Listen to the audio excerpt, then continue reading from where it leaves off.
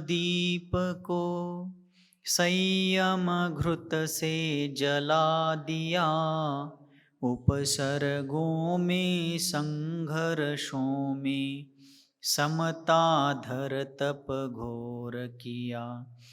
ऐसे अनुपम उपकारों से ऋणी हो गए सभी श्रमण, शांति सागराचार्य देव को मेरा बारंबार नमन, मेरा बारंबार नमन।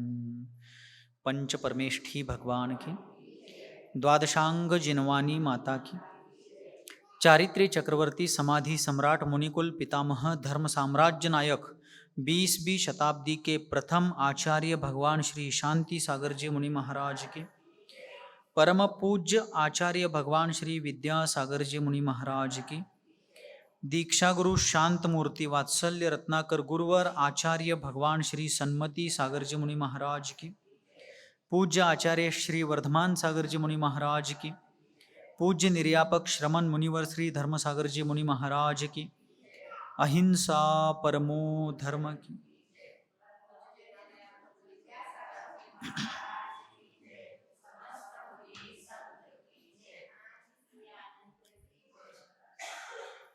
जिस प्रकार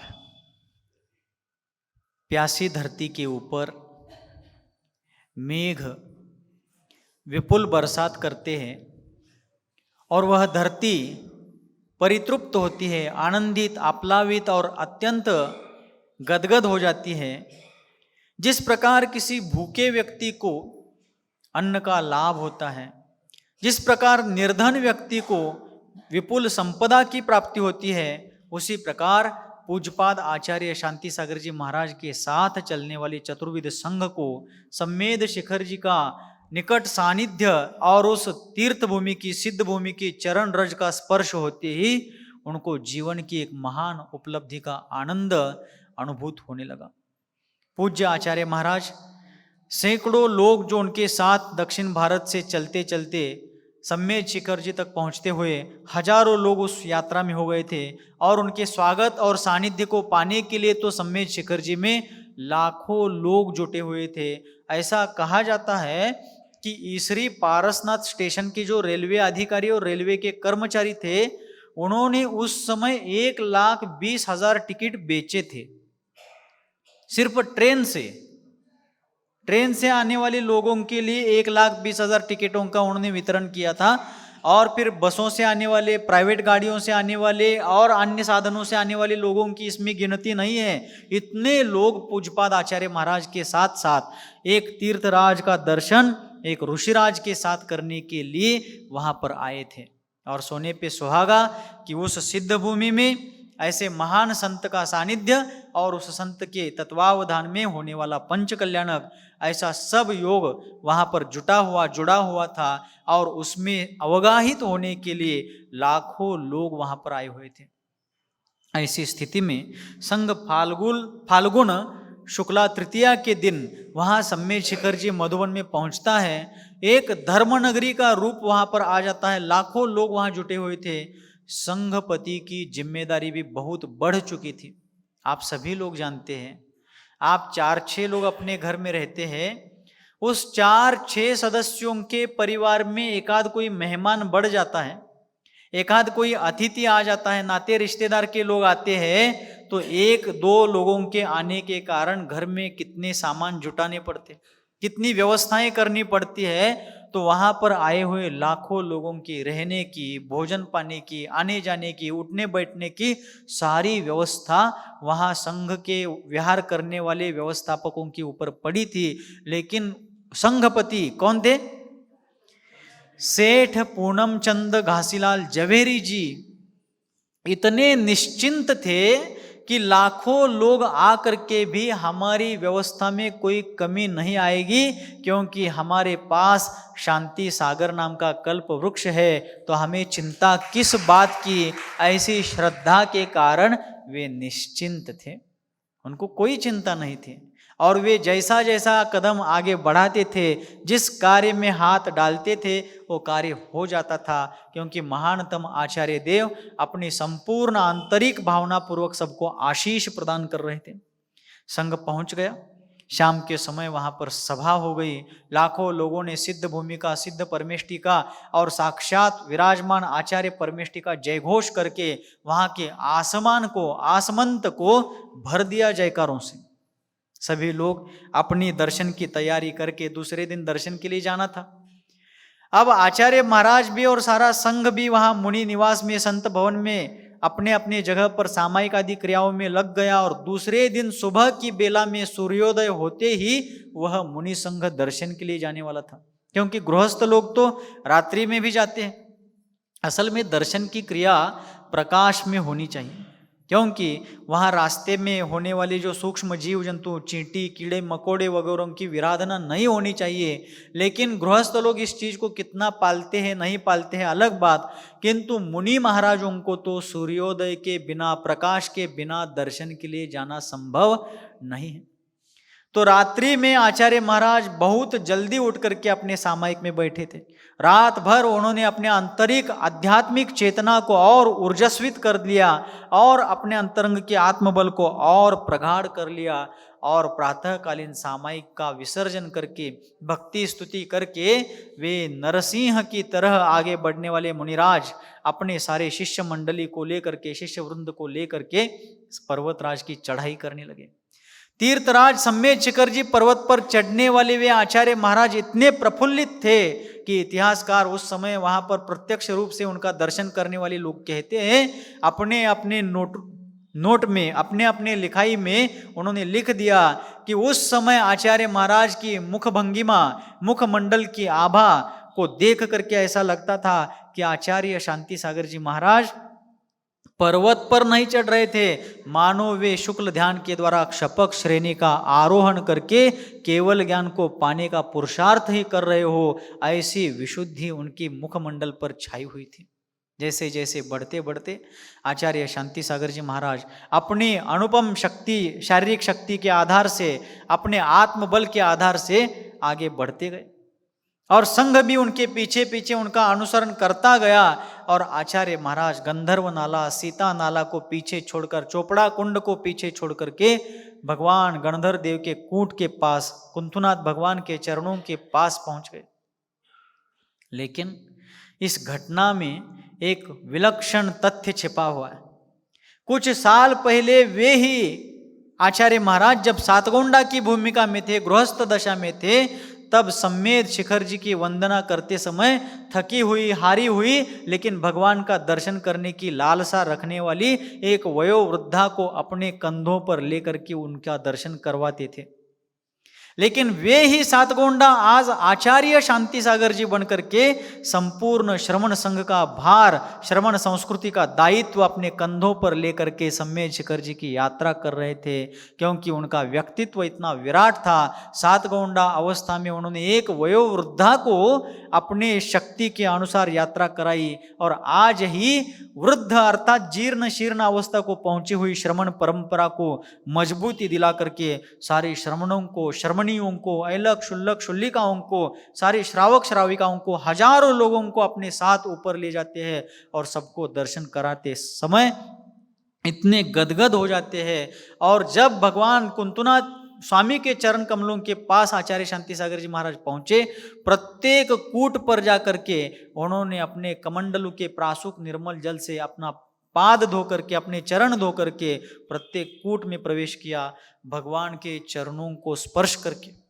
किसको स्पर्श करके? क्योंकि पर्वतराज पर कोई मंदिर नहीं है, वहां पर हर जगह 24 तीर्थंकरों के कूट बने हुए हैं, वहां पर चरण चिन्ह बने हुए हैं। आचार्य शांति सागर जी महाराज हर कूट पर जाकर के जिनेंद्र देव के चरण कमलों को स्पर्श कर रहे थे, तो ऐसा लग रहा था कि मानो वे अपने सिद्ध पर्याय को ही स्पर्श कर रहे। वहां हजारों लोग सम्मेद शिखर जी पर्वत पर आचार्य शांति सागर जी महाराज का पदानुसारण करते हुए उनके पीछे पीछे बढ़ने वाले हजारों लोग वहां भगवान का जय जयकार कर रहे थे, कितने ही लोग आपस में बात कर रहे थे, एक में के साथ बातचीत चल रही थी, लेकिन उस समय आचार्य शांति सागर जी महाराज लोगों के साथ नहीं, सिद्ध भगवान के साथ बात कर रहे थे, अपने आत्म स्वभाव के साथ बात कर रहे थे। अत्यंत आप्लावित होकर के आंतरिक आनंद का अनुभव करते हुए, अपने भीतरी भक्ति का आस्वाद लेते हुए आचार्य महाराज उस पर्वतराज पर निस्संग होते हुए अपने चरण बढ़ा रहे थे। अपन लोग भी शिखर जी जाते हैं, गए थे, आज भी कितने ही लोग जाते हैं, भविष्य में भी अपन कदाचित जाएंगे। जाना है क्या? नहीं, जाने की भावना तो है, दर्शन की भावना तो है, लेकिन कितने ही लोग आज अपन सम्मेद शिखर जी पर देख सकते हैं कि सम्मेद शिखर जी आज एक प्रकार का पर्यटन स्थल बन गया, और उस सम्मेद शिखर जी का स्थान जो है, वह पावित्र जो है, आज इतर लोगों से ज्यादा हमारे लोगों ने उस पावित्र को ठेस पहुंचाई। हमारे लोग ही वहाँ खाना पीना करते हैं, हमारे लोग ही वहाँ ऊपर डेरा डालकर बैठे हुए लोगों को रोजगार दे करके वहीं पर उनको रहने का चांस देते हैं। हमारे लोग ही वहाँ पर खाने पीने के बाद जो वेस्टेज होता है, उन चीज़ों को, उन जो कप वगैरह होते हैं, उन सबको वहीं पर डाल करके प्रदूषण करने में हमारे लोग ही ज़्यादातर उसमें जिम्मेदार है, कारण है। लेकिन उस जमाने में लोग दर्शन के लिए जाते थे तो बिना चप्पल जूते पहने, बिना किसी प्रकार का खान पान साथ में लिए, बिना ऊपर किसी प्रकार का खान पान किए, वे लोग नीचे से ऊपर जा करके पूरी वंदना करके नीचे आने के बाद ही अन्न पान का सेवन करते थे। आज पूजन द्रव्य की तैयारी करने के पहले भोजन द्रव्य की तैयारी की जाती है।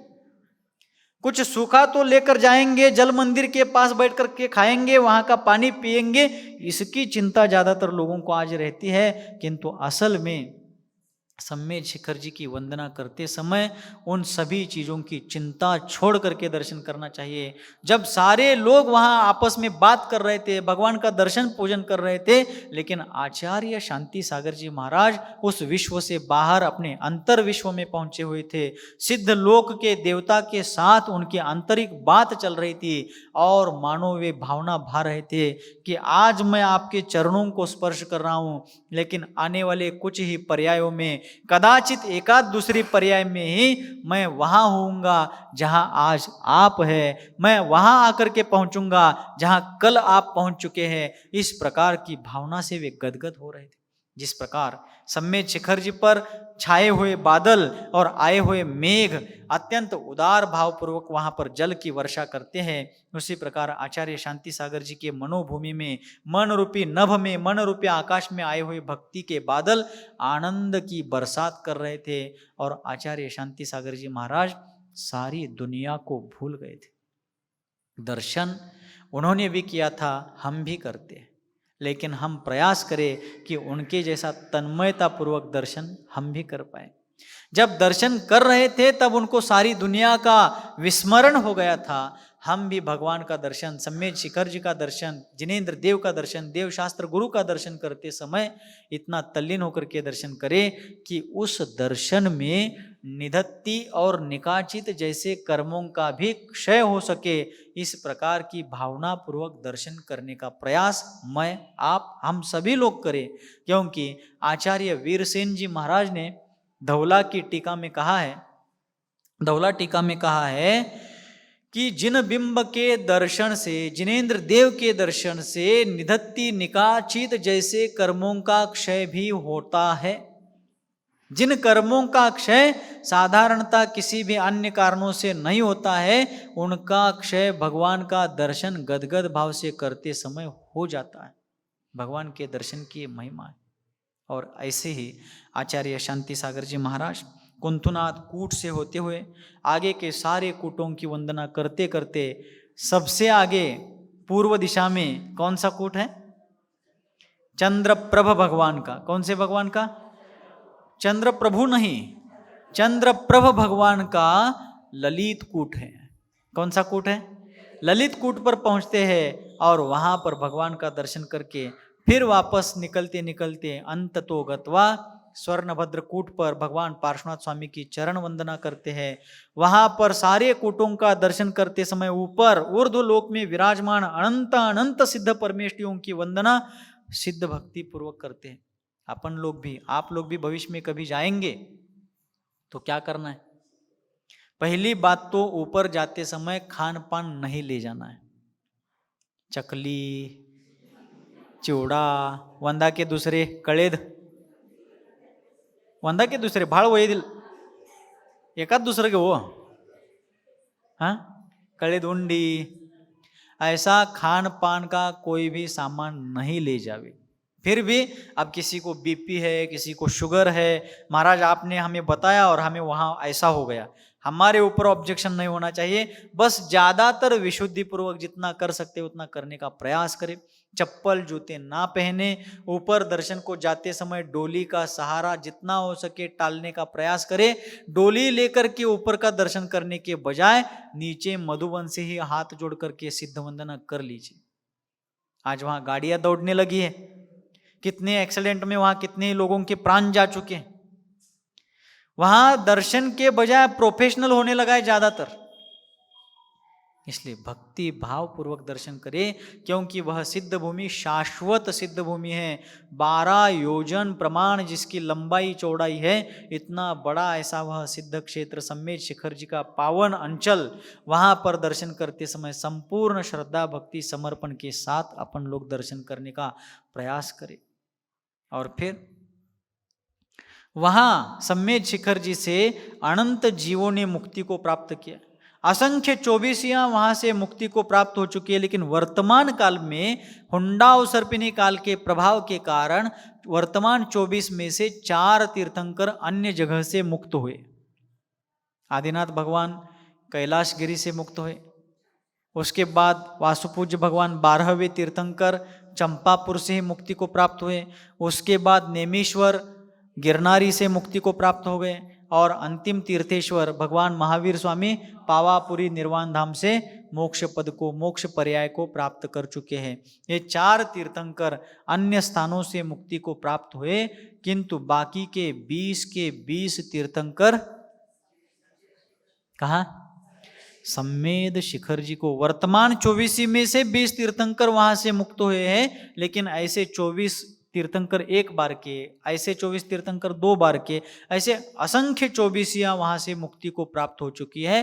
क्योंकि जैन सिद्धांत का एक नियम है कि सारे के सारे तीर्थंकरों का जन्म अयोध्या नगरी में होगा और सारे के सारे तीर्थंकरों का निर्वाण सम्मेद शिखर जी से होगा। किंतु वर्तमान में हुंडाव सर्पिनी काल के प्रभाव से कुछ तीर्थंकरों का जन्म अयोध्या में ही हुआ और बहुत से तीर्थंकरों का जन्म अन्यत्र हो गया।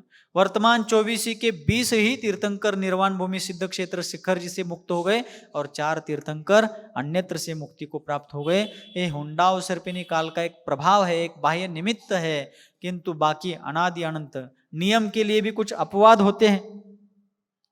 बाकी अन्य समय के सारे उत्सर्पिनी अवसर्पिनी काल के सारे तीर्थंकर अयोध्या में जन्म लिए हुए हैं, आगे भी वैसा ही होगा। और सभी तीर्थंकर सिद्ध भूमि शाश्वत सिद्ध भूमि सम्मेद शिखर जी से मुक्त हुए, आगे भी वैसा ही होगा। लेकिन कभी कभी असंख्य कल्पकाल बीतने पर कभी कभी अपवादात्मक चीज लागू होती है और तीर्थंकरों का जन्म अयोध्या में होने के बजाय अन्यत्र भी हो जाता है। निर्वाण शिखर जी पर होने के बजाय किन्हीं किन्हीं तीर्थंकरों का अन्यत्र भी हो जाता है।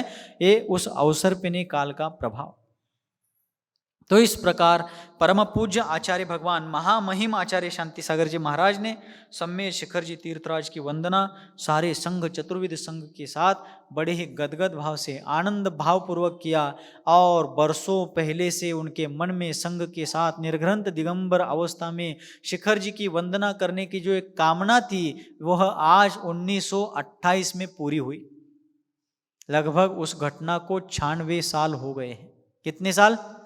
96 ईयर्स। 96 साल होकर के 97 साल चल रहा है अभी। कौन सा साल? 97वं वर्ष चालू आहे आता सध्या। कोणत्या घटनेला? सम्मेद शिखरजीच्या दर्शन वंदनेच्या क्रियेला 97वं वर्ष चालू आहे वर्तमानात। 96 वर्ष फेब्रुवारीमध्ये पूर्ण झाले, आता 97वं वर्ष चालू।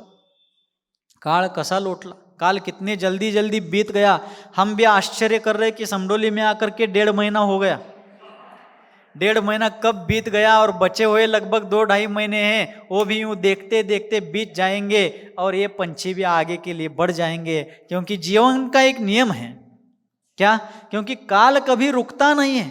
आज आचार्य शांति सागर जी महाराज को निर्याण होकर के अर्थात समाधि मरण होकर के लगभग 69 वर्ष हो गए, 70वां वर्ष चालू होने जा रहा है। ऐसी स्थिति है, काल निरंतर बीतता जा रहा है। तो जब तक जीवित है, जब तक स्वस्थ है, जब तक शरीर मजबूत तंदुरुस्त है, तब तक धर्म पुरुषार्थ करने का प्रयास करना चाहिए। नहीं तो बाद में करेंगे, कल करेंगे, परसों करेंगे, नरसों करेंगे, ऐसा ही काल बीतता जाता है। तो आज आचार्य महाराज ने अपने संपूर्ण आत्मबल, शारीरिक बल से और मनोबल से सिद्ध भूमि की वंदना संघ के साथ की। जैसे ही नीचे आए, मधुवन में आने के बाद आहारचर्या। आहारचर्या कब? क्योंकि सुबह तो सूर्योदय के समय से ही जाना है। तो सुबह के सारी वंदना करके दोपहर के सामायिक के पहले पहले वे नीचे वहां मधुबन में आ गए, सामायिक कर लिया और सामायिक के बाद फिर संघ की आहारचर्या हो गई। पिछले दिन इतना चल करके आए थे, आज के दिन ऊपर की सारी वंदना और फिर नीचे आकर के सामायिक, उसके उपरांत आहारचर्या। कितना संयम होता है। साधारण पुरुषार्थ करने वाले लोग इस प्रकार संयम धारण करते हैं, नहीं तो सामान्य लोग भूख भूख करके मचलते हैं, तरसते हैं, तिलमिलाते हैं। तो इस प्रकार तीर्थ भूमि की, सिद्ध भूमि की वंदना करके संघ नीचे आ गया। आचार्य महाराज नीचे आकर के स्थानापन्न हो गए और फिर पंच कल्याणक की भूमिका बन रही थी। पंच कल्याणक का कार्य भी संपन्न होने जा रहा था। ईस्वी सन 1909 में, ईस्वी सन 1909 में वहां पर सम्मेद शिखर जी में धर्मनगरी जो सिवनी है, कल शायद मैंने बताया था थोड़ा बहुत, मध्य प्रदेश में जो सिवनी नाम की धर्मनगरी है, जबलपुर जाते समय, नागपुर से जबलपुर जाते समय रास्ते पर ही पड़ती है। उस सिवनी के सेठ पूरणचंद शाह ने वहां पर पंच कल्याणक करवाया था और उसके बाद आज 1928 को पंच कल्याणक होने जा रहा था। आचार्य शांति सागर जी महाराज के दिव्य भव्य तत्वावधान में और सेठ पूनमचंद घासीलाल जी के उदार दातृत्व में और असंख्य लोगों के सहकार्य से वह श्रीमद जिनेन्द्र पंच कल्याणक प्राण प्रतिष्ठा महामहोत्सव अतीव प्रभावना पूर्वक संपन्न हो गया और रोज के रोज वहां पर धर्म लाभ होता रहा। फिर पंच कल्याणक क्या कहलाता है, पंच कल्याणक किसका होता है, पंच कल्याणक क्यों होता है, पंच कल्याणक का फलदान क्या होता है, इन चीजों को भी थोड़ा बहुत जानना आवश्यक है। जो भाग्यवान भव्य जीव सम्यक दर्शन पूर्वक षोडश कारण भावना केवली श्रुत केवलियों के चरण कमलों में भाते हैं और अपने आत्म कल्याण के साथ साथ विश्व के प्रत्येक प्राणी के कल्याण में मैं कुछ निमित्त बन सकूं, सबके उद्धार के लिए मैं कुछ सहयोग दे सकूं और सबके भलाई के लिए मेरा भी कुछ योगदान रहे, इस प्रकार निरंतर विश्व कल्याण की उत्कट भावना भाते हैं और जो अपाय विजय धर्म ध्यान की चरम सीमा को स्पर्श करते हुए विश्व के प्रत्येक प्राणी को दूर करने के लिए अति संवेदनशील होकर के सबके उद्धार की भावना रखते हैं। ऐसे भाग्यवान भव्य जीव ही सम्यक्त्व के साथ दर्शन विशुद्धि आदि भावना पूर्वक केवली श्रुत केवलियों के पाद मूल में षोडश कारण भावना के प्रभाव से विश्व कल्याण की भावना के प्रताप से तीर्थंकर प्रकृति जैसे सर्वोच्च पुण्य का आश्रव बंध करते हैं। अनेक प्रकार की पुण्य प्रकृतियां, 148 कर्म प्रकृतियों में से 100 तो पाप प्रकृतियां हैं। कितने? 100 प्रकृतियां पाप रूप है और 48 प्रकृतियां या एक अपेक्षा से 68 प्रकृतियां पुण्य रूप है। उन सारी पुण्य प्रकृतियों में सर्वश्रेष्ठ सर्वोच्च पुण्य यदि कोई हो तो तीर्थंकर नाम कर्म है। और स्वार्थ वृत्ति के लोगों को ऐसे पुण्य का संचय ना कभी हुआ था ना कभी होगा। जो निस्वार्थ होकर के अपने साथ साथ सभी का कल्याण होने की भावना करते हैं, जो अपने साथ साथ सभी के सुख की भावना रखते हैं, सुखी रहे सब जीव जगत के आगे क्या, कोई कभी ना घबरावे। भगवान विश्व के सभी जीव सुखी हो जाए, भगवान जगातले सगळे जीव सुखी होऊ देत। आकीक बिठ यार गे आकीगे इन तिळकोरले निम भगवान जगातले सगळे जीव सुखी होऊ देत, सगळे जीव मुक्त होऊ देत दुःखापासून, अशा प्रकारची अत्यंत करुणामयी भावना, इस प्रकार की अत्यंत कारुणिक भावना जिनके हृदय में बसती है, वे ही जीव इस प्रकार के सर्वोच्च पुण्य का संचय करते हैं।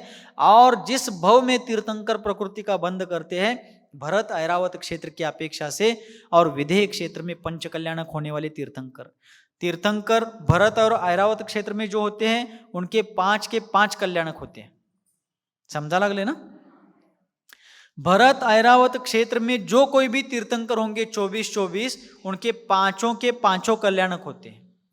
विदेह क्षेत्र में 5 कल्याणक वाले भी तीर्थंकर होते हैं, 3 कल्याणक वाले भी तीर्थंकर होते हैं और 2 कल्याणक वाले भी तीर्थंकर होते हैं। ये क्या मामला है महाराज? ये है। कैसे होता है? तो जिन जीवों ने अपने तीर्थंकर बनने के पर्याय से पिछले तीसरी पर्याय में तीर्थंकर प्रकृति का बंध कर लिया। फॉर एग्जाम्पल श्रेणिक राजा है। कौन है? अब श्रेणिक राजा ने श्रेणिक पर्याय में तीर्थंकर प्रकृति का बंध कर लिया। वो पहली पर्याय हो गई, बराबर। उसके बाद अभी वो अगली पर्याय में गए हुए हैं, 2 पर्याय हो गए। और तीसरी पर्याय आने वाले 24 के पहले तीर्थंकर महापद्म नाम से वो यहाँ पर मध्यलोक में, जम्बू द्वीप में, भरत क्षेत्र में, भारतवर्ष में, अयोध्या नगरी में जन्म धारण करेंगे। वो अंतिम जन्म होगा। कितने जन्म हो गए? 3 हो गए ना। तीर्थंकर प्रकृति से जिस पर्याय में बांधी, वहां से गिनेंगे तो 3 पर्याय हो गई। एक श्रेणिक की पर्याय, उसके बाद अभी वो जहां पर है वो पर्याय, और तीसरी पर्याय महापद्म नाम की तीर्थंकर की। तो जिस भव में महापद्म नामक तीर्थंकर बनेंगे, उस भव से पिछली तीसरी पर्याय, ज्या भवात ते तीर्थंकर झाले त्यातून मागची तीसरी पर्याय महापद्म तीर्थंकर, नरक पर्याय, श्रेणिक पर्याय, बरोबर। महापद्म, नरक आणि श्रेणिक 3 पर्याय झाले ना। 3 पर्याय गिनना है रिटर्न में। पहली वर्तमान की तीर्थंकर पर्याय वाली महापद्म वाली, उसकी पिछली नरक पर्याय और उसकी पिछली श्रेणिक राजा की पर्याय।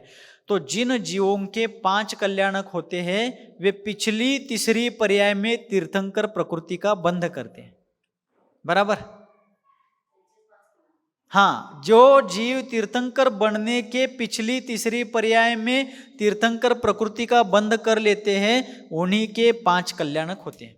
तो भरत क्षेत्र के 5 भरत क्षेत्र है, 5 विदेह क्षेत्र है, तो 10 क्षेत्रों के 24-24 तीर्थंकर जो भी है, उनके 5-5 कल्याणक होते हैं। और विदेह क्षेत्र में जो भी सीमंद्र आदि 20 तीर्थंकर है, उनके भी 5-5 कल्याणक ही होते हैं। वो भी पिछले तीसरे भव में ही तीर्थंकर प्रकृति का बंध करते हैं।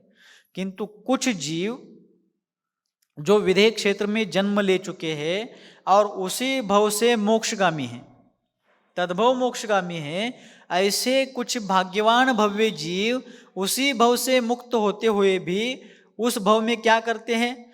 गृहस्थ अवस्था में रहते हुए केवली श्रुत केवली के पाद मूल में सम्यक दर्शन पूर्वक षोडश कारण भावना भाते हैं और तीर्थंकर प्रकृति का बंध करते हैं।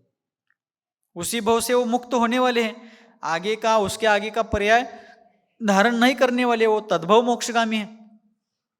तो उसी भव में विदेह क्षेत्र के कुछ भाग्यवान पुण्यशाली जीव क्या करते हैं? सम्यक दर्शन पूर्वक केवली श्रुत केवली के पाद मूल में षोडश कारण भावना भाते हैं और तीर्थंकर प्रकृति का बंध करते हैं। अब उनका गर्भ और जन्म तो हो चुका है, बराबर, गर्भ जन्म तो हो चुका है। अब क्या बचे हैं? दीक्षा, ज्ञान और निर्वाण। तो उनके 3 ही कल्याणक होंगे। जो गृहस्थ अवस्था में विदेह क्षेत्र के जो तद्भव मोक्षगामी जीव, उसी भव में मुक्त होने वाले जीव, उसी जीवन में गृहस्थ अवस्था में सम्यक तो पूर्वक षोडश कारण भावना केवली श्रुत केवली उनके पाद मूल में भाते हैं। तो उनका गर्भ जन्म तो हो चुका है। अब जब वे दीक्षा धारण करेंगे तो उस तीर्थंकर प्रकृति बांधने के कारण उनका दीक्षा कल्याणक होगा। जैसे अन्य तीर्थंकरों का होता है उसी प्रकार होगा। लोकांतिक देव आएंगे, अनुमोदना करेंगे, पालकी में बैठ करके दीक्षावन को ले जाएंगे। आगे की सारी प्रोसेस वही होगी, बस गर्भ और जन्म का कार्य नहीं होगा उस कल्याणक का। और फिर उनका दीक्षा कल्याणक, निर्वाण ज्ञान कल्याणक और निर्वाण कल्याणक होगा। और जो जीव विदेह क्षेत्र में गृहस्थ दशा के बाद मुनि दीक्षा लेने पर षोडश कारण भावना के पूर्वक तीर्थंकर प्रकृति का बंध करते हैं, अब दीक्षा भी हो चुकी है उनकी, तद्भव मोक्षगामी भी है, तो गर्भ जन्म और दीक्षा तीनों हो चुकी है, और मुनि अवस्था में उन्होंने तीर्थंकर प्रकृति का बंध किया है और वे तद्भव मोक्षगामी भी हैं, उसी भव से मुक्त होने वाले हैं। अब उनके दो ही कल्याणक होंगे, ज्ञान कल्याणक, दूसरा निर्वाण कल्याणक, ये दो ही होंगे। लेकिन ये चीजें सिर्फ 5 विदेह क्षेत्र में ही हैं, अन्य कहीं नहीं। कहां पर है?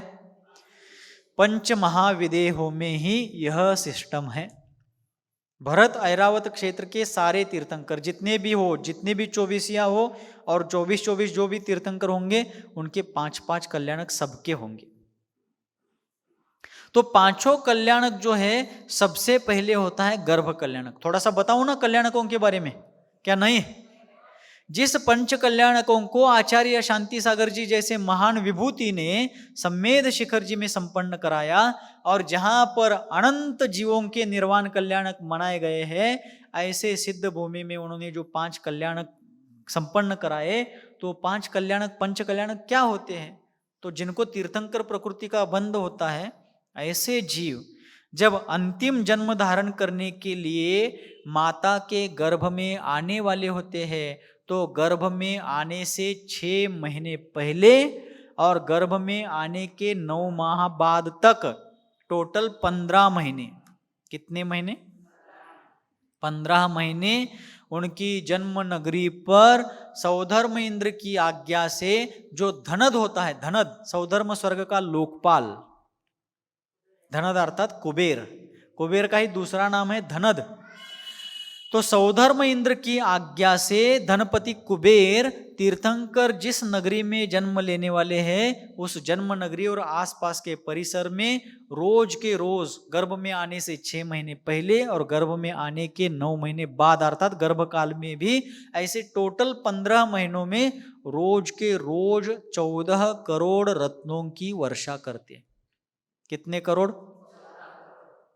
3.5 करोड़ ऐसे 4 बार, एक दिन में 4 बार वर्षा होती है, तो 3.5 गुना 4 बराबर 14 करोड़, बराबर? गडबडलाय काय? का ते 14 करोड म्हटल्यावर तुम्हाला धक्का बसलाय? ಅಯ್ಯೋ ಪಾಪ, ನವ್ರು ಆ ವೇಳೆಗೆ ಇರ್ತಿದ್ವಿ ಅಂದ್ರೆ ಎಷ್ಟು ಚೆನ್ನಾಗಿ ಆಗ್ತಿತ್ತು ಬಾಬಾ ಮಹಾರಾಯ. ಈಗ ಬಂದು ಕೊಯ್ದ್ವಿ ಇಲ್ಲಿ खोप्याಗ. उस समय प्रतिदिन 14 करोड़ रत्नों की वर्षा वहां पर होती थी। वो तीर्थंकरों के निमित्त से, अर्थात तीर्थंकर बनने वाला जीव माता के गर्भ में आने वाला है और आने के बाद भी गर्भकाल में, उस निमित्त से। लेकिन वहां पर रहने वाले जो नगरवासी या आसपास के जो जीव हैं, उनका भी पुण्योदय है ना, उनका पुण्य नहीं होता तो उनको रत्न कैसे मिलते? अभी आप आचार्य शांति सागर जी महाराज का प्रवचन चरित्र सुन रहे हैं, कितने लोग बाहर अपने अपने घरों में बैठ करके भी सुन रहे हैं। किसके कारण सुन रहे? मेरे कारण। मैं एक बाह्य निमित्त मात्र हूं। जो सुन रहे हैं उनका अपना अपना भी पुण्योदय है। मैं बहुत बताऊंगा 24 घंटे बैठ करके, लेकिन आपका पुण्योदय ना हो तो मैं कैसे बता पाऊंगा? और मैं बताऊंगा तो भी जिनका पुण्योदय नहीं होगा वो नहीं सुन पाएंगे। इसलिए मैं जो बता रहा हूं, मेरे कारण आप सुन रहे बाह्य निमित्त की अपेक्षा से, लेकिन असल में आपका पुण्य ही यह पवित्र जीवन गाथा आपको सुनवा रहा है। यह पुण्य का फल है। भगवान कलिकाल सर्वज्ञ कुंद कुंद देव ने प्रवचन सार में तो पुण्य का फल बताते हुए कहा, पुण्य फला अरहंता। पुण्य का साक्षात फल तो, श्रेष्ठ फल तो अरहंत पद की प्राप्ति। इस प्रकार तीर्थंकर बनने वाले जीव के निमित्त से और उस नगरी और नगरी के आसपास रहने वाले जीवों के पुण्योदय से यह रत्न वर्षा हो रही थी। आप और हम जब गर्भ में आए तब साधा कोहरा, धुको हो, साधा कोहरा तो गिरा था क्या? मंज ಏನೇನೂ ಬೀಳಲಾಗಿತ್ತು, कड़क बिस्ल बिदित। पुण्य पाप का खेल है, किसका कम होता है, किसका ज्यादा होता है, किसका साधारण पुण्य होता है, किसका असाधारण होता है। और कैसा भी पुण्य पाप हो, बाकी मूल रूप से देखा जाए तो दोनों भी नश्वर है, क्षणभंगुर है, मिटने वाले हैं। इसलिए शाश्वत अतीन्द्रिय मोक्ष सुख की ओर आगे बढ़ना है। तो आचार्य महाराज कहते हैं कि गर्भ कल्याण के काल में इस प्रकार रत्न वर्षा होती है। सौधर्म इंद्र की आज्ञा से 56 कुमारिका देवियां माता की सेवा में लगती है। 8 कुमारिका देवियां जो होती है श्री री धृति कीर्ति बुद्धि लक्ष्मी शांति पुष्टि, ये 8 कुमारियां देवी माता के गर्भ मतलब जो उनका रनिवास होता है उस उनके महल में रह करके माता को नाना प्रकार के सुंदर सुंदर प्रश्न पूछती है, माता उनका उत्तर देती है, माता का मन अत्यंत प्रसन्न प्रफुल्लित रखने का प्रयास करती है। ऐसा सारा कार्य करते करते जब 9 मास पूर्ण हो जाते हैं तब शुभ लग्न, शुभ नक्षत्र, शुभ मुहूर्त और सारे मांगलिक द्रव्य क्षेत्र काल भाव के अवसर पर तीर्थंकर बालक का जन्म होता है। और जब तीर्थंकर बालक का जन्म होता है तो संपूर्ण विश्व में कोलाहल हो जाता है, क्षोभ मचता है। क्षोभ का अर्थ यहां दुख नहीं लेना, क्षोभ का अर्थ सर्वत्र आनंद गान हो जाता है। स्वर्ग के देवों के महलों में, भवनों में, विमानों में भेरिया अनेक प्रकार के वाद्य बजने लगते हैं। सौधर्म इंद्र का आसन कंपायमान हो जाता है। नारकियों को भी एक क्षण के लिए शांति का अनुभव होता है। किसका? नारकियों को भी क्षण भर के लिए, जो अभीक्ष्ण रूप से झगड़ रहे, लड़ रहे, भिड़ रहे हैं, उन नारकियों को भी एक क्षण भर के लिए आनंद की अनुभूति होती है। तो वहां संपूर्ण विश्व में आनंद छाया हुआ होता है। जब सौधर्म इंद्र का आसन कंपायमान होता है तब सौधर्म इंद्र क्षुब्ध होते हैं कि मेरा आसन डिगाने वाला, हिलाने वाला कौन है ऐसा।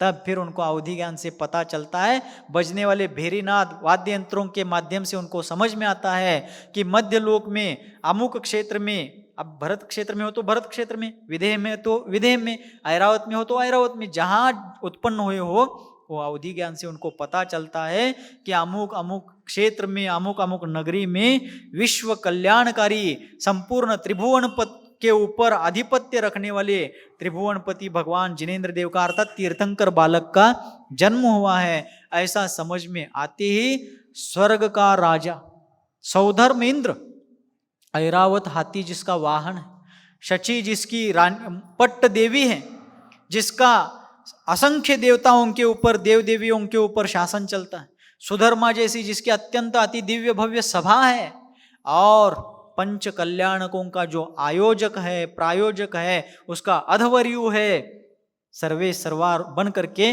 जो सारे आयोजनों को करता है।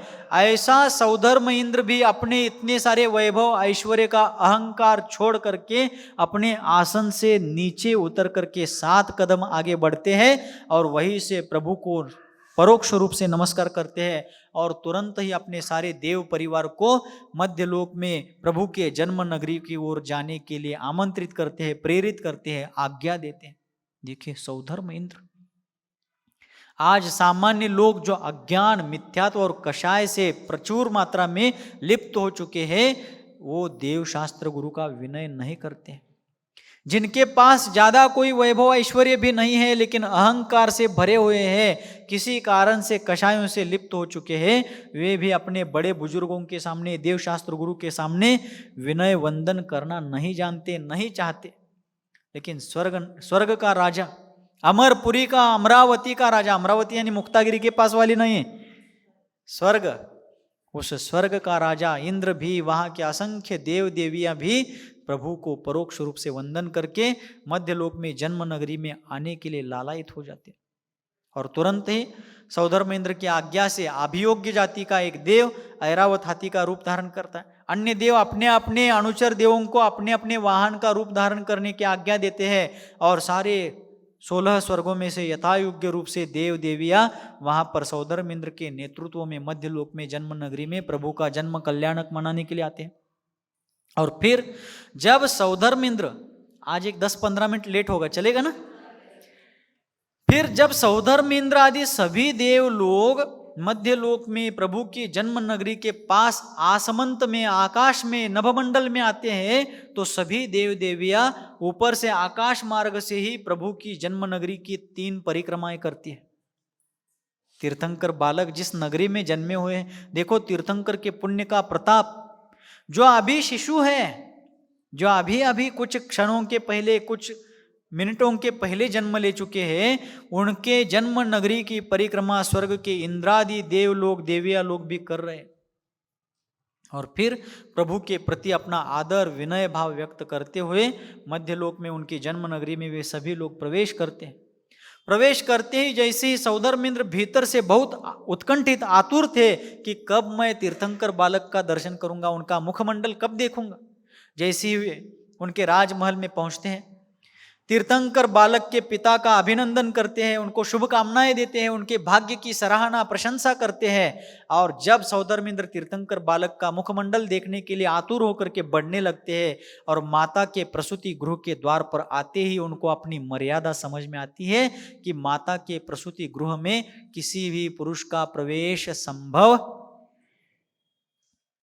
सौधर्मेंद्र को मन में खेद होता है कि सारे पंच कल्याणकों को मैं संपन्न करा रहा हूं, प्रभु के बैठने की समूह शरण जैसी अलौकिक अद्वितीय सभा भी मैं आगे भविष्य में रचना करूंगा, इतना सब मैं कर रहा हूं, लेकिन प्रभु के जन्म कल्याणक के अवसर पर उनके मुखमंडल को देखने का अवसर मुझे सबसे पहले नहीं मिल रहा। तब वह सौधर्मेंद्र शची इंद्राणी को आगे करता है और कहता है कि शची, दुनिया नारी पर्याय की बहुत निंदा करती है, दुनिया में स्त्री को बहुत हीन समझा जाता है, लेकिन प्रभु के जन्म कल्याण के अवसर पर ही नारी की गरिमा संपूर्ण चरम पर पहुंचती है। आज तुम्हारा भाग्योदय है, जाओ अंदर जो तीर्थंकर बालक अपने माँ की कुक्षी में, अपने माँ के गोद में लेटे हुए हैं, वहां जाओ, उनको प्रेम से उठाओ और माता की गोद में अपनी विक्रिया से एक मायावी बालक को रखना और माँ को एक मायावी नींद में सुला देना, क्योंकि माँ माँ होती है।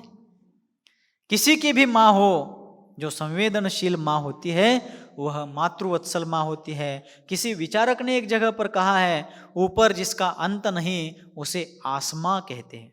आकाश, आसमां म्हणजे आकाश, ऊपर जिसका अंत नहीं उसे आसमां कहते हैं, और सारे जहां में जिसका अंत नहीं उसे माँ कहते हैं। यह माँ की महिमा है। तब सौधर्मेंद्र कहते हैं शची को कि जाओ शची, तीर्थंकर बालक को माता की, महामाता की, जगदंबा की गोद से उठाओ। जगदंबा म्हणजे तुळजापूरला जाचीला आणि जो प्रतिष्ठा ग्रंथ है, प्रतिष्ठा रत्नाकर वगैरह, प्रतिष्ठा तिलक वगैरह, जो प्रतिष्ठा पंचकल्याणक प्रतिष्ठा का वर्णन करने वाले जो ग्रंथ है, उसमें ग्रंथकारों ने तीर्थंकरों की माता को जगदंबा कहा है। क्या कहा है? जगदंबा। अंद्रयान बरीदा जगत अंबा। अंबा संस्कृत भाषा में माँ को अंबा कहते हैं। अंबा माता भी कहते हैं, मातृ शब्द से माता वगैरह रूप बनते हैं उसके, लेकिन अनेक नाम है। जैसे अपन मराठी में आई कहते हैं, वैसे संस्कृत में अंबा, माता इत्यादि अनेक नाम है माँ के लिए। तो जगदंबा यानी जगत की माता। लेकिन इसमें विचार करने लायक बात है कि तीर्थंकरों की माता अपने जीवन में सिर्फ एक ही पुत्र को जन्म देती है। कितने पुत्र को? एक ही पुत्र को देती है। पुत्र भावा ऐसा गोंडा, ज्याचा तिन्ही लोकी लागे झेंडा। एक ही बालक को, एक ही ऐसे पुत्र को जन्म देती है कि जो सारे विश्व को प्रकाश, सन्मार्ग का प्रकाश प्रदान करता है। बहुत सारे बच्चों को जन्म दिया, लेकिन एक भी तालमेल में नहीं है। क्या उपयोग है? खांडवा भरा आहे तिथं घरात बसायला जागा नाही, खरं कशालाच मेळ लागणं झालाय, काय उपयोग आहे त्याचा? हा त्यापेक्षा उसके बजाय तीर्थंकरों की माता ने एक ही संतान को जन्म दिया है, लेकिन जो संपूर्ण विश्व का गुरु बन करके, जगत गुरु बन करके विश्व के प्राणी मात्र के कल्याण पथ को प्रशस्त करता है। तब वह सौधर्मेंद्र शची इंद्राणी को कहते हैं कि जाओ शची, और तीर्थंकर बालक को माँ की गोद से उठाते समय अपनी विक्रिया द्वारा वहाँ एक मायावी बालक को लिटाना, वहाँ पर उनके पास सुलाना, और माँ को भी नींद में, मायावी नींद में सुला देना।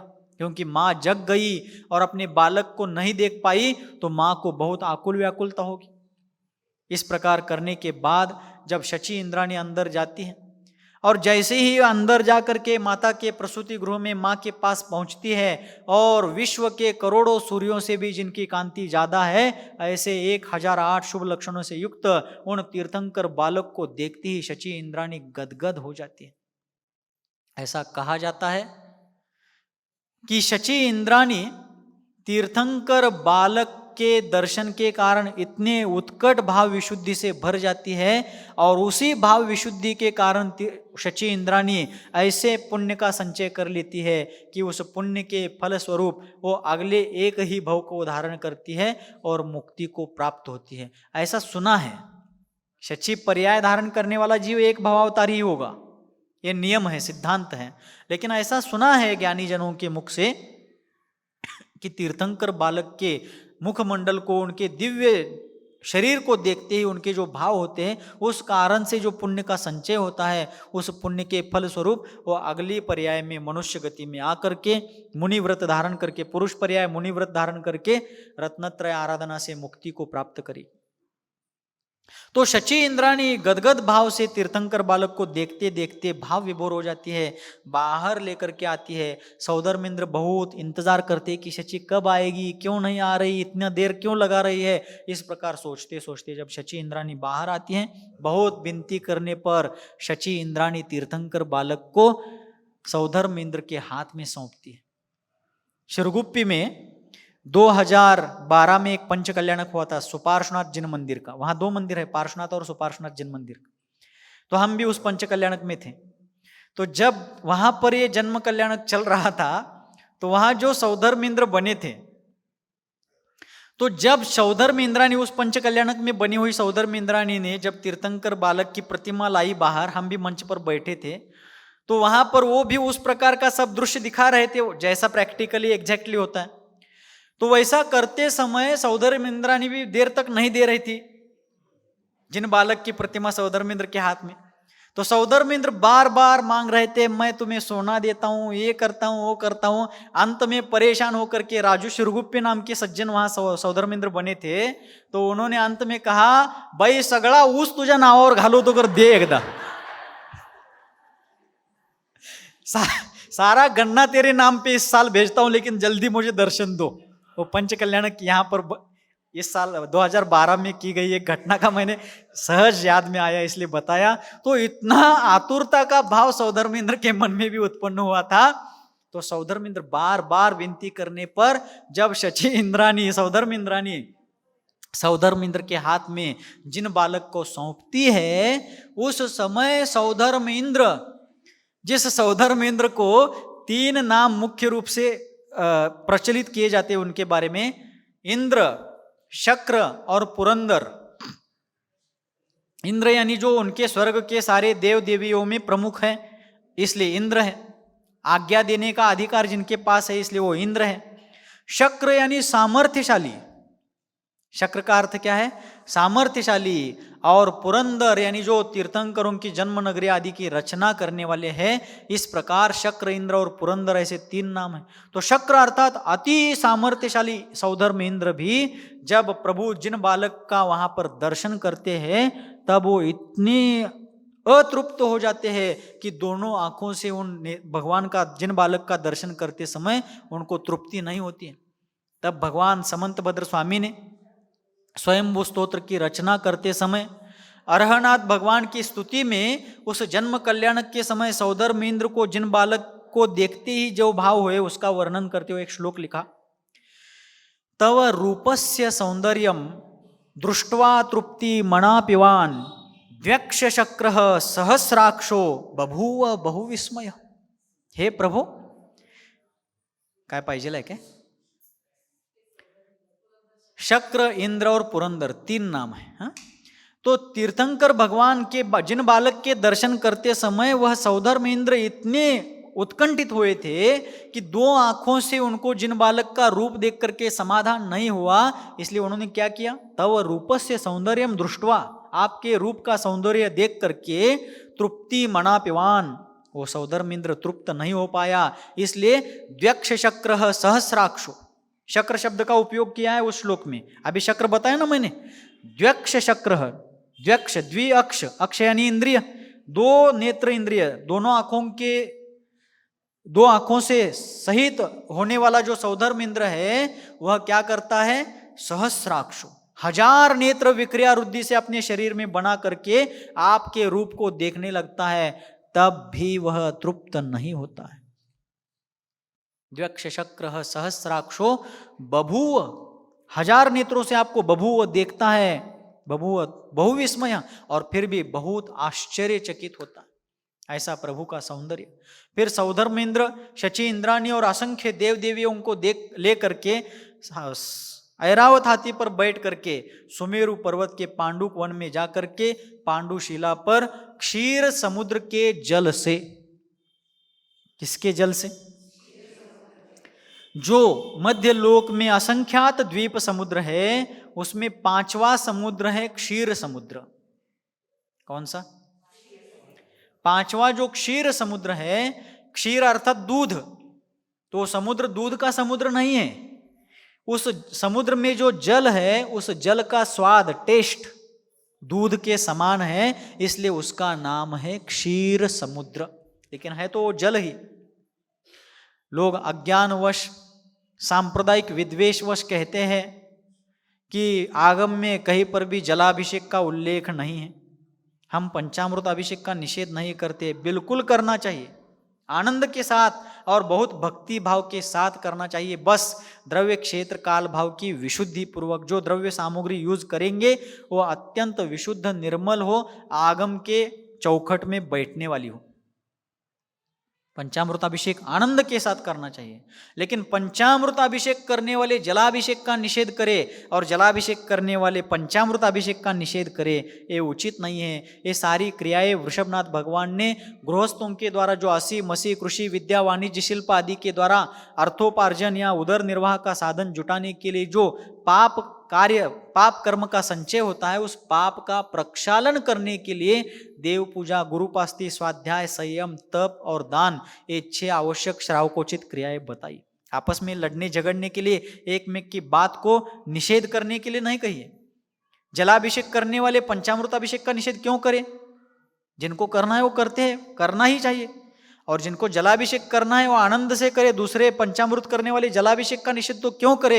और आगम में कहीं पर भी जलाभिषेक का उल्लेख नहीं है, ऐसा कहना आगम का अवर्णवाद है, शास्त्र का अवर्णवाद है। और अवर्णवाद मिथ्यात्व के बंध के लिए कारण है, मिथ्यात्व कर्म के बंध में कारण है। इसलिए सांप्रदायिक विद्वेष धारण करके इस प्रकार की प्रवृत्ति ना रखी जाए। जिसको जो क्रिया करनी है आगम में बताई गई वो क्रिया, फिर पंचामृताभिषेक हो, जलाभिषेक हो, जो आगम के अनुसार है, आनंद के साथ भक्ति पूर्वक पाप के क्षालन के लिए और पुण्य के वर्धन के लिए करना चाहिए। तो वहां पर क्षीर समुद्र का जल ला करके 1008 कलशों से तीर्थंकर जिन बालक का जन्माभिषेक किया जाता है। क्या किया जाता है? कलश कितने होते? 1008 कलश। एक एक कलश कितना अवगाहना वाला होता है? 8 योजन ऊंचा। कितना योजन? 4 योजन उसका घेरा होता है। उसका घेरा 4 योजन। और हाँ, व्यास कहिए, घेरा यानी उसकी गोलाई, व्यास। उस कलश की जो गोलाई है, व्यास है, वो 4 योजन है। और उसमें पानी भरने का और पानी निकालने का जो उसका मुख है वह 1 योजन का होता है। अब योजन मतलब, योजन 2 प्रकार के, और एक 10 मिनट लगेंगे। 10 मिनट के बाद फिर मैं कहूंगा और एक 10 मिनट लगेंगे, ठीक है? आज क्या कल ले ले अगला विषय? आज पूरा कर लेते हैं पंचकल्याणक। पंचकल्याणक जल्दी से जल्दी हो जाए। तो जब योजन 8 योजन ऊंचे, 4 योजन व्यास वाले और 1 योजन का जिसका मुख है, ऐसे कलश से अभिषेक करते हैं। तो योजन 2 प्रकार का है, महायोजन और लघु योजन। महायोजन जो होता है वह 2000 कोश का होता है।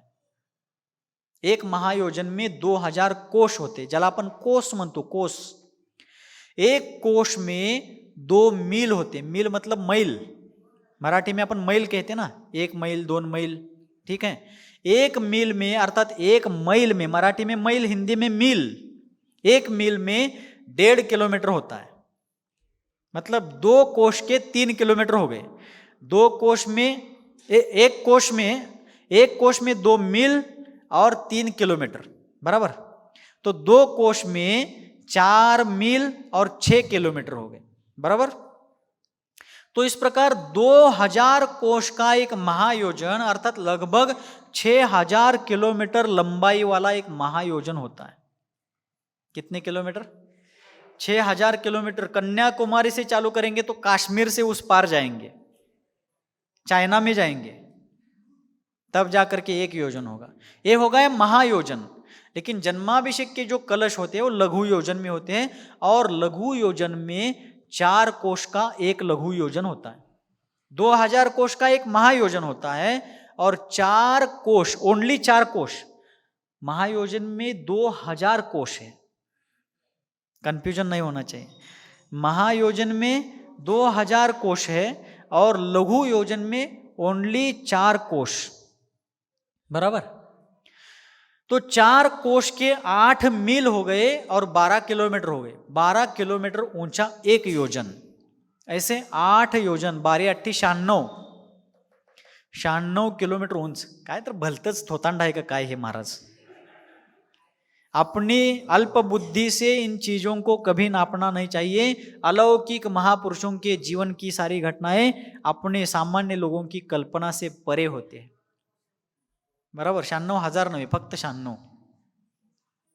12 × 8, 12×8 और 4 योजन का व्यास वाला,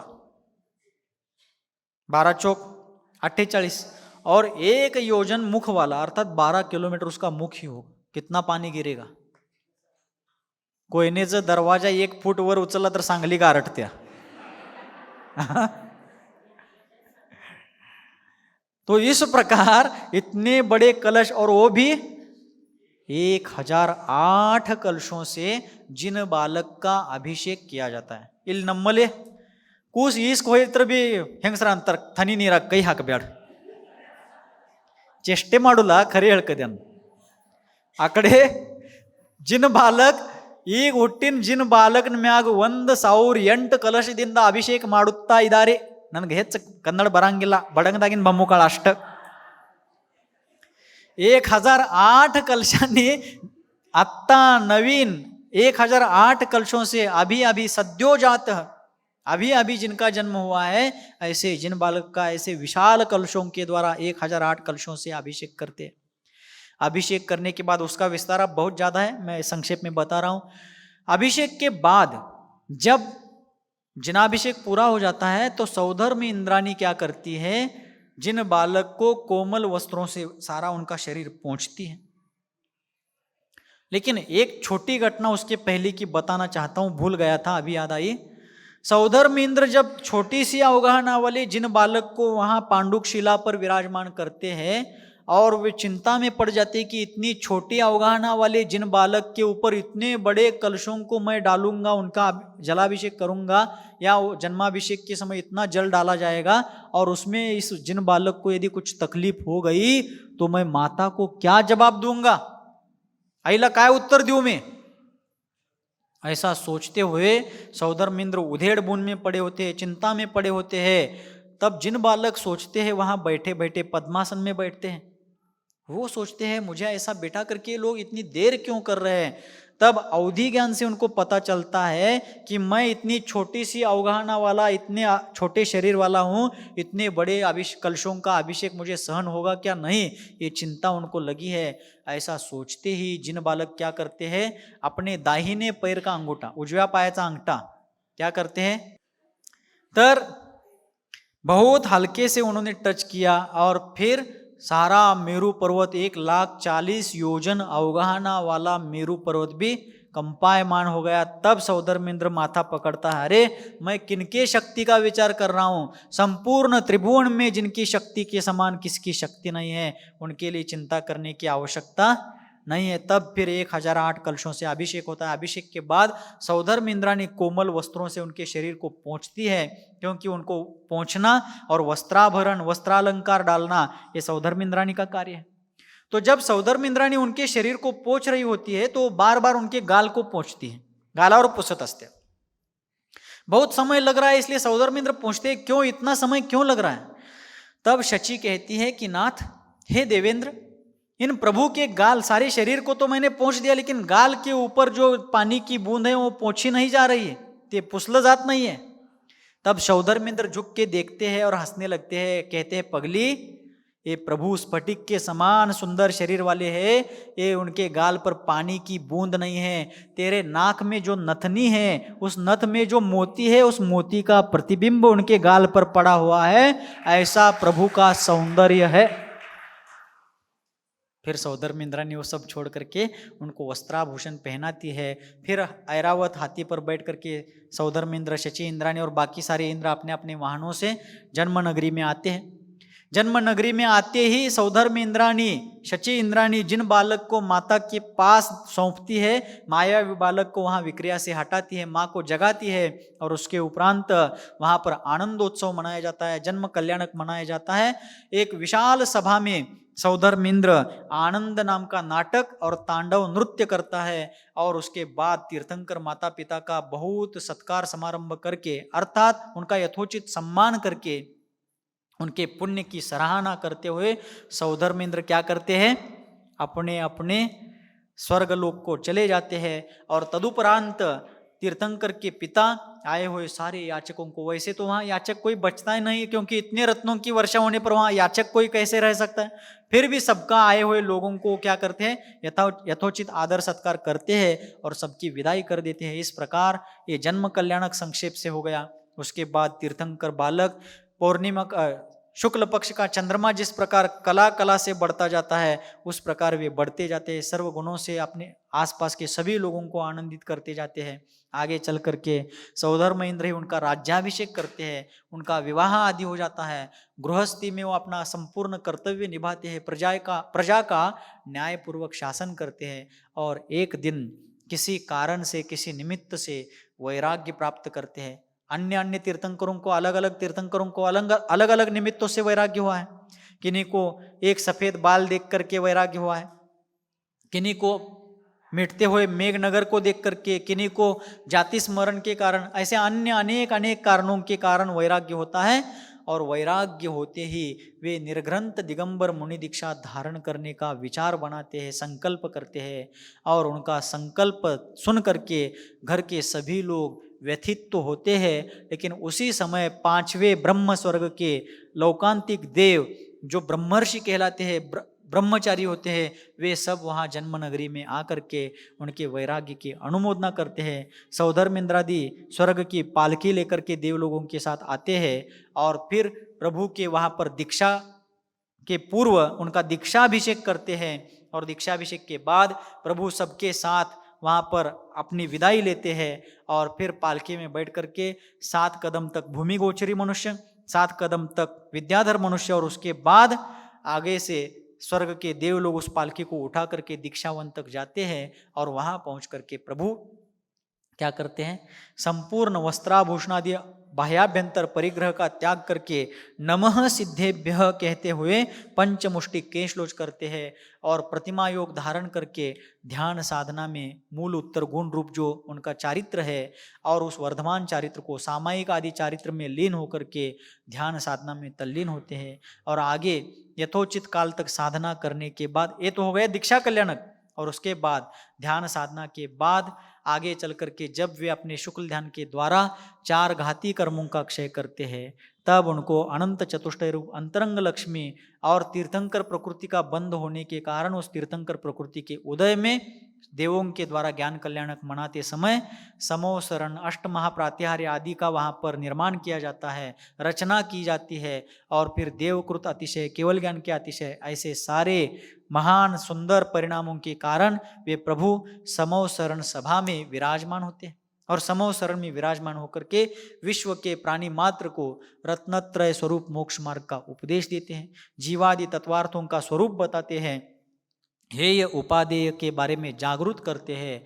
और ये केवल ज्ञान कल्याण के बाद जब अंत में आयु कर्म का क्षय निकट आता है तब वे समूह शरण आदि का त्याग करके योग निरोध की यथोचित प्रक्रिया को पूर्ण करते हैं और अंत में जहाँ मुक्त होना होता है वहाँ से वे निर्वाण दशा को, चारों अघातिया कर्मों को नष्ट करके निर्वाण अर्थात मोक्ष पद को, मोक्ष पर्याय को धारण करते हैं।